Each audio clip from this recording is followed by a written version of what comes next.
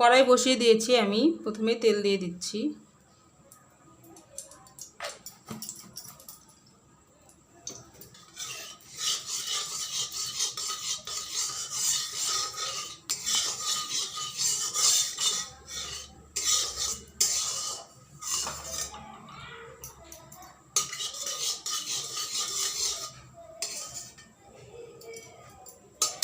তেল গরম হয়ে গেলে আমি প্রথমে একটু কালো জিরে দিয়ে দিব।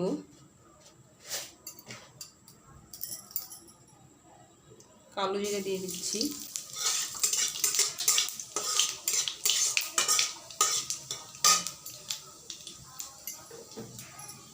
এরপর আমি পেঁয়াজ কুচিগুলো দিয়ে দিচ্ছি।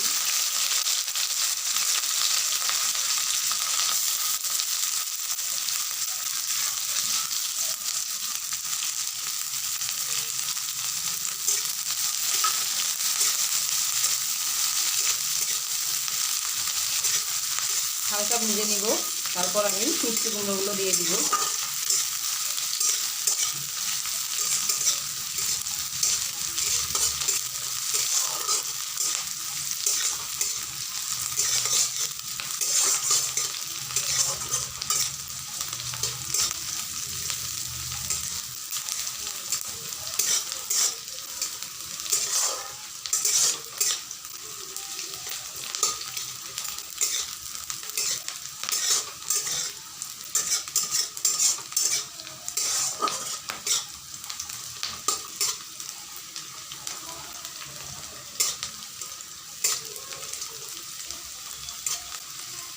হয়ে গেছে, এখন দিয়ে দিচ্ছি মিষ্টি কুমড়োগুলো।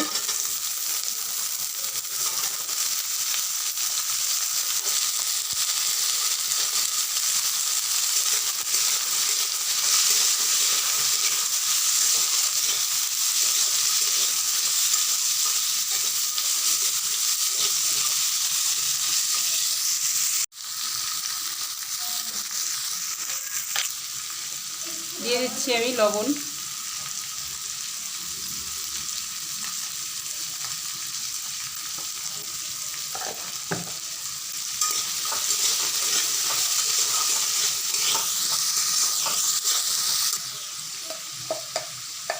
এরপর আমি সামান্য হলুদ গুঁড়ো দিয়ে দিচ্ছি।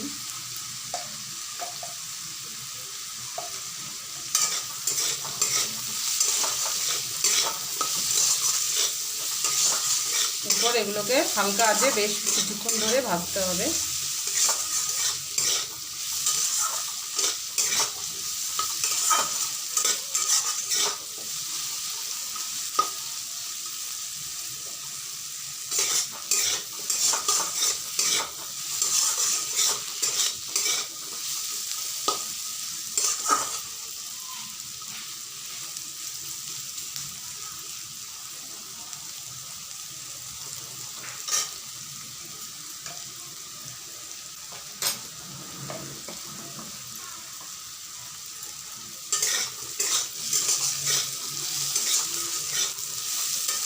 তো বন্ধুরা, মিষ্টি কুমড়ার রেসিপি তোমরাও বাড়িতে বানিয়ে খাবে। মিষ্টি কুমড়া আমাদের চোখের জন্য খুবই ভালো।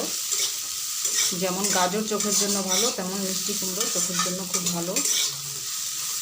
তোমরাও খাবে, ছোট বাচ্চা থাকলে বাচ্চাদেরকেও খাওয়াবে।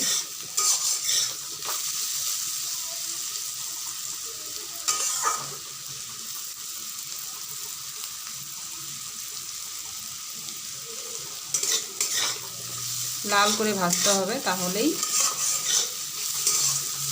খেতে ভালো হবে।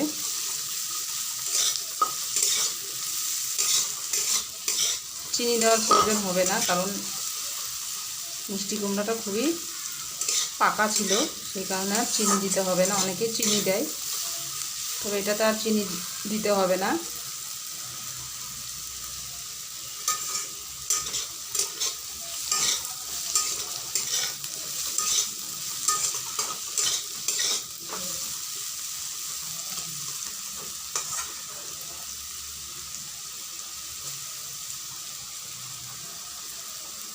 অনেকেই মিষ্টি কুমড়ো ভাজা রসুন দিয়ে খেয়ে থাকে, তো আজকে আমি রসুনের বদলে পেঁয়াজ দিয়ে ভেজে তোমাদের দেখালাম যে এভাবেই খাওয়া যায়।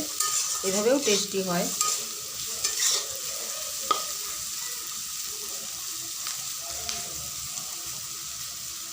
তো তোমরাও বাড়িতে ট্রাই করবে এবং সবাইকে নিয়ে খেয়ে দেখবে কেমন হয়েছে, কমেন্ট করে জানাবে।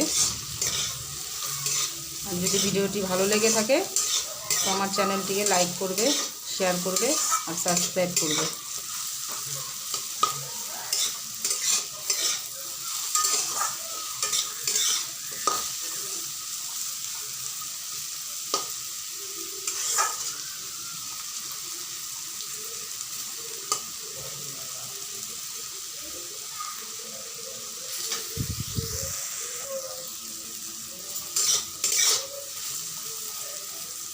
এই দেখো সেদ্ধ হয়ে গেছে, মানে ভাজা হয়ে গেছে। এখন আমি নামিয়ে নেব।